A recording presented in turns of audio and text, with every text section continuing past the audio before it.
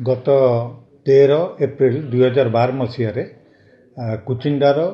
सिनेमाल छक पाखे जनिक व्यक्ति जार नाम सुदाम आलियास कानू नाग ता बापा ना धरणीधर नाग से वार्ड नंबर 2 अधिवासी अटंती जड़े मर्डर करते अननोन मर्डर होता गोटे इन्स्ट्रुमेंट बेक स्टाबिंग कर मर्डर होता से मर्डर केस आसामी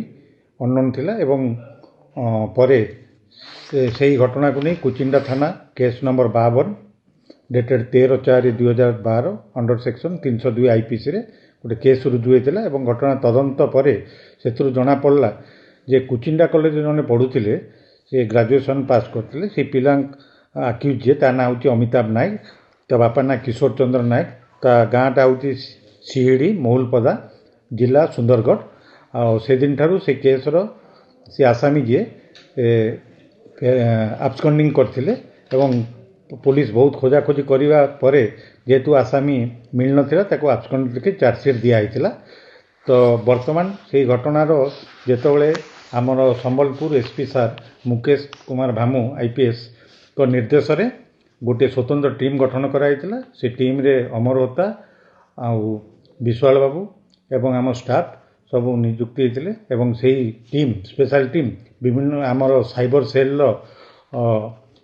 तत्वावधान रे विभिन्न स्थान जाइकी आमर इंटेलिजेंस कलेक्शन कराइला एवं आज आम से आसामी अमिताभ नायक को अरेस्ट कर सक्षम होइछु। से अमिताभ नायक ना रे आमर एसडीजेएम कुचिंडा कोर्ट रु गोटे एनबीडब्ल्यू इश्यू होता से एनबीडब्ल्यू स्ट्रेंथ आज आम अरेस्ट करी कोर्ट चालान करूँ। सुंदरगढ़ प्रथम रोला जेहेतु पुलिस बारंबार सेठारे जाइकरी रेड करने पर सी फेरार हो जाता व्हेर अबाउट जना पड़ नाला से ओडिशार विभिन्न जगार आत्मगोपन करुले किंतु पर आम साइबर सेल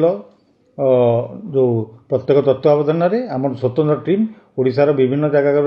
उपर जाइए अनुध्यान कर आसी रेड करते आज बलांगीर रु उठेचु।